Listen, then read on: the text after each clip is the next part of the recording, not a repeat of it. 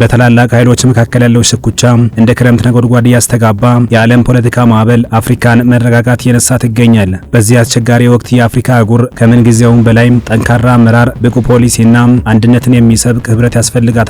ከትላንት በስቲያ ጀምሮ በአዲስ አበባ ሲካሄድ የነበረው 48ኛው የአፍሪካ ህብረት የስራ አስፈጻሚ ምክር ቤት መደበኛ ስብሰባ እንዲሁም በነገው ዕለት የሚጀምረው 39ኛው የአፍሪካ ህብረት ጉባኤ አህጉሪቱ በገጠሟት ውስጣዊ ለውጦችና ውጫዊ ጫናዎች መካከል ሆኖ የወደፊት ዕጣ ፈንታዋን የምትወስንበት የታሪክ መገጣጠሚያ ላይ በቆመችበት ወቅት ነው። ተንታኞች እንደሚሉት ይህ ጉባኤ ልክ እንደ ወንዝ መገጣጠሚያ ነው። አንደኛው ወንዝ የልማትና የተስፋ ሲሆን ሌላኛው ደግሞ የግጭትና የጂኦፖለቲካዊ ውጥረት ነው። የአፍሪካ መሪዎች እነዚህን ሁለት ተቃራኒ ሞገዶች አስተካክለው በመምራት አህጉሪቱን ወደ ሰላም ወደብ ማድረስ የሚጠበቅባቸው ወሳኝ ሰዓት ላይ ይገኛሉ።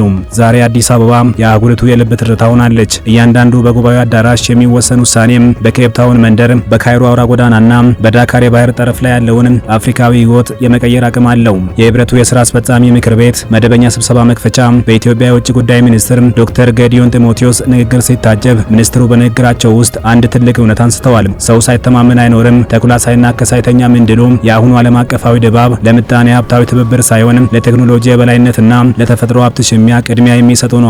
እንደ ዶክተር ጌዲዮን ገለጻ አፍሪካ ዛሬም የታላላቅና የመካከለኛ ኃይሎች መፋለሚያ መድረክ የሆነች ነው። ውጫዊ ተዋንያን አሁንም አህጉሪቱን እንደ ጥሬ ዕቃ ማውጫና እንደ ፍላጎት ማስፈጸሚያ መሳሪያ የማየት አባዜ አልለቀቃቸውም። ይህንን አዳኝ አካሄድ ለመመከት አፍሪካውያን ጠንካራ አንድነት መፍጠር እንዳለባቸው የውጭ ጉዳይ ሚኒስትሩ አጽንኦት ሰጥተዋል። በተለይም የህገ መንግስታዊ ያልሆኑ የመንግስት ለውጦችና በየቀጠናው የሚጋጋሉ መፈንቅለ መንግስቶችና ሙከራዎች የህብረቱን መዋቅራዊ መሰረት ያናጉት መሆኑ የአህጉሪቱን ቤት ከውስጥ እንደሚባላ ምስጥ አድርጎታል። ቤት ከውስጥ ካልጠነከረ ውጫዊ ንፋስ ሲመጣ መፍረሱ አይቀሬ ነው። ሚኒስትሩ ሲናገሩ ንግግር እንደ ሰም ነው፣ ተግባር እንደ ወርቅ እንደሚባለው አህጉሪቱ ከውሳኔዎች በስተጀርባ የተግባር ጥንካሬ እንደሚያስፈልጋትም አስገንዝበዋል። አፍሪካ ከ1.5 ቢሊዮን በላይ ህዝብ ያላት ቢሆንም የህዝብ ቁጥር እድገቱ ከመሰረተ ልማት አቅሟ ጋር አልተመጣጠነም። በተለይም የአየር ንብረት ለውጥ ያስከተለው ድርቅና የጎርፍ አደጋ ግብርናን እንዲሁም የኃይል አቅርቦትን ክፉኛ እየጎዳው ይገኛል። ውሃ የህይወት ምንጭ ነው የሚለው አነጋገር ዛሬ ለአፍሪካ ከምንም በላይ ትርጉም አለው። የውሃ ደህንነት ጉዳይ ለአፍሪካውያን የቅንጦት ሳይሆን የህልውና ጥያቄ ነው። በጉባኤው ላይ የተሰበሰቡት መሪዎች አፍሪካን ከውሃ እጥረት ለማውጣት ብቸኛው አማራጭ የቴክኖሎጂ ሽግግር መሆኑን ገልጸዋል። በላቦራቶሪና በኢንዱስትሪ ደረጃ የሚገኙ ቴክኖሎጂዎችን ወደ መሬት ለማውረድ በትኩረት መሰራት እንዳለበትም ተመላክቷል።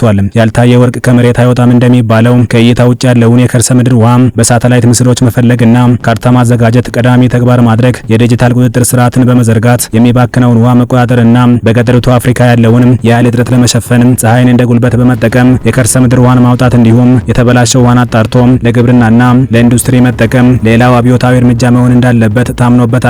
የሱዳን የእርስ በርስ ጦርነት በጉባኤው ላይ ትልቅ ትኩረት ከሚሰጣቸው ጉዳዮች አንዱ ሲሆን የወፍጮ ድንጋዮች መፋጨት በመሃል ያለውን እህል ዱቄት እንደሚያደርገው ሁሉ በሱዳን ጄኔራሎች መካከል ባለው ሽኩቻ እየደቀቀ ያለው የሱዳን ህዝብ ነው። የሱዳን ሲቪል ዴሞክራሲያዊ አብዮታዊ ኃይሎች ጥምረት ሱሙድ መሪ ዶክተር አብደላ አምዶክ እንዳሉት ሱዳን ከአፍሪካ ህብረት አባልነት የታገደችበት ምክንያት አሁንም እንዳልተቀየረ አስታውቀዋል። የሱሙድ ቃል አቀባይ ዶክተር በክሪ ኤልጃክ በበኩላቸው በሱዳን ህጋዊ መንግስት የለም ሲሉ ተናግረዋል።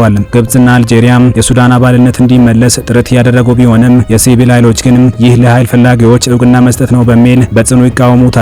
የአፍሪካ ህብረት የሱዳንን ጉዳይ እንደ ተራ አጋጣሚ ሳይሆን እንደ ውስብስብ ሂደት አይቶ ዘላቂ መፍትሄ እንዲያመጣ ጥሪ አቅርበዋል። የሱዳን የሰላም ሂደት የውጭ ኃይሎች እንደፈለጉት የሚዘውሩት የፖለቲካ ቼዝ ሳይሆን የ15 ሚሊዮን ሱዳናውያን የህይወትና የሞት ጉዳይ ነው። ምክንያቱም እሳቱን የጨበጠውና በርቀት ሆኖ የሚሞቀው እኩል አይቃጠሉምና። አሁን ሱዳናውያን የሚፈልጉት ላዩን ያሸበረቀ ሰላም ሳይሆን ስር የሰደደ ዴሞክራሲያዊ መዋቅር ነው። ሱሙድ በአዲስ አበባ ላይ ያደረገው ግፊት ለህብረቱ ትልቅ የቤት ስራ ጥሎ አልፏል። ሰላም በጠመንጃ አፈሙዝ ሳይሆን በጠረጴዛ ዙሪያ ንግግር እንዲመጣ የሚያሳስብ ነው። ግብጽ የህብረቱ የሰላምና ደህንነት ምክር ቤት ሊቀመንበርነት መያዟ በሱዳንና ሶማሊያ ጉዳይ ላይ ህብረቱ ጠንካራ አቋም እንዲይዝ እድል ሰጥቶታል። ምክር ቤቱ በሳሄል ቀጠናና በኮንጎ ዴሞክራሲያዊ ሪፐብሊክ ያሉ ግጭቶች የአህጉሪቱን መሰረተ ልማት እንዳያወድሙ ጥብቅ ውሳኔዎችን ያሳልፋል ተብሎ ይጠበቃል።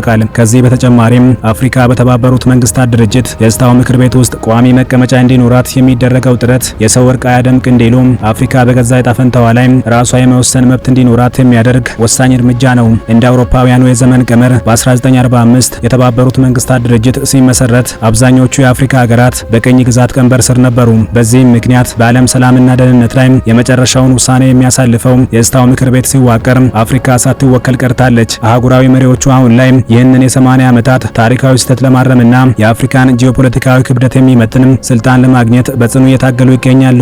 ይህ ጥያቄ ጥያቄ አፍሪካን ያለ አፍሪካ ውሳኔ አትወስኑባት የሚል ግልጽ መልእክት ያለው ሲሆን አህጉሪቱ የራሷን ዕጣ ፈንታ በራሷ የመወሰን መብት እንዳላት የሚያረጋግጥ ነው። የአሜሪካ የሩሲያና የቻይና ሽኩቻ በበረታበት በዚህ ወቅት አፍሪካ እንደ አንድ ገለልተኛና ትልቅ ኃይል በዓለም አቀፍ ደረጃ ካልታየች ጥቅሟ በታላላቅ ሀገራት ፍላጎት መጫወቻ ብቻ ሆኖ እንደሚቀር መሪዎቹ ስጋታቸውን የገለጹ ነው። ምንም እንኳን አሜሪካና ሌሎች ቋሚ አባላት አፍሪካ ቋሚ መቀመጫ እንዲኖራት ሀሳቡን እንደሚደግፉ ቢገልጹም አሁንም ድረስ የቬቶ ፓወር ወይም ድምጽን በድምጽ የመሻር መብት የመስጠት ጉዳይ ላይ ትልቅ ዲፕሎማሲያዊ እንቅፋት አለ። አፍሪካውያን መሪዎች ግን ቬቶ የሌለው መቀመጫ ጥርስ እንደሌለው አንበሳ ነው በሚል ሙሉ ስልጣን የሌለው ውክልናን እንደማይቀበሉ በተደጋጋሚ አስታውቀዋል። በስታው ምክር ቤት ከሚነሱ አጀንዳዎች መካከል ከ60 በመቶ በላይ የሚሆኑት ከአፍሪካ ሰላምና ደህንነት ጋር የተያያዙ ሆነው ሳለ ውሳኔ ሰጪዎቹም አፍሪካውያን አለመሆናቸው አህጉሪቱን ለውጭ ጫና ተጋላጭ አድርጓታል።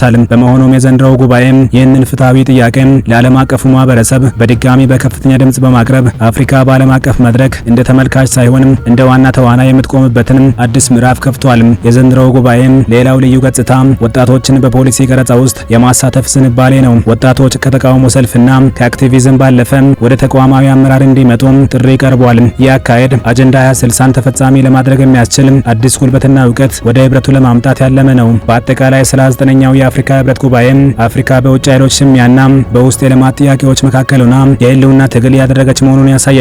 አፍሪካ በውሃ ቴክኖሎጂና በጂኦፖለቲካዊ ሽኩቻ ውስጥ ያላትን ድርሻ ለማስከበር ንቁ መሆን እንዳለባት ተንታኞች ያስረዳሉ። ምክንያቱም ምንጩ ሳይደፈርስ የደረሰ ጥሙን ይቆርጣል፣ ዘግይቶ የመጣ ግን ጭቃውን ይልሳል አይነት እንዳይሆንባት አፍሪካ ከወዲሁ ስትራቴጂካዊ ውሳኔዎችን ተግባራዊ ማድረግ አለባት ባይ ናቸው። አፍሪካውያን ቀድመው አንድነታቸውን ካላጠናከሩና ቴክኖሎጂን ለልማት ካላዋሉ የዓለም ፖለቲካ ማዕበል ወደ ውጭ ሊጥላቸው ይችላል። አህጉራችን አፍሪካ ልክ እንደ አዛውንት እናት ትመስላለች። የብዙ ችግሮች ጠባሳ ቢኖርባትም ለልጆቿ የምታወርሰው ሰፊ ሀብትና ተስፋ አላት። ውሃን የልማት ማዕከል ማድረግ፣ ስልታዊ ትብብሮችን መፍጠርና በሱዳን ጉዳይ ላይ የሚታየው ጥብቅ ዲፕሎማሲያዊ ትንቅንቅ ህብረቱ ወደ ተግባር ተኮር ተቋምነት እየተቀየረ መሆኑን ይጠቁማሉ የሚሉ ደጋፊ አስተያየቶችም የተስተጋቡ ነው። አፍሪካ በዓለም አቀፍ ጂኦፖለቲካ ውስጥ እንደ ተመልካች ሳይሆን እንደ ዋና ተዋናይ ለመቆም ህብረቱ ጥላ ስር ያላትን አንድነት ማጠናከር ይኖርባታል። ድር ቢያብር አንበሳ ያስር እንዲሉ አፍሪካውያን በአንድ ድምጽ መጮህ ከጀመሩ ዓለም መስማቷ አይቀሬ ነውና የአጀንዳ 2063 ግብ የሆነውን የተቀናጀች የበለጸገችና ሰላማዊት አፍሪካ እውን ለማድረግ የዘንድሮ ጉባኤ ውሳኔዎች ከወረቀት አልፈው መሬት ላይ መተርጎም እንዳለባቸው ታዛቢዎች ይመክራሉ። የታሪክ አጋጣሚው ላይ ቆመን የምንመርጠው መንገድ ለሚቀጥሉት ትውልዶች የብልጽግና ወይስ የውድቀት ውርስ ነው የምናስተላልፈው የሚለውን የሚወስን ይሆናል። ዛሬ በአዲስ አበባ አየር ላይ የሚሰማው የተስፋ ድምጽ ነገ በአፍሪካ ማዕዘናት ሁሉ የልማት ፍሬ ሆኖ እንዲያብብ የሁሉም የጋራ ኃላፊነት ነው የሚሉ የአህጉሪቱ ሊቃን አፍሪካ የጥንት ስልጣኔ መገኛ እንደነበረች ሁሉ የነገው የሰላምና የብልጽግና ማማ ሆና እንድትነሳ ከተፈለገም ዛሬ የዘራነውን አንድነት ነገ በጋራ ስንኮተኩተው ብቻ ነው ሲሉ ይደመድማሉ።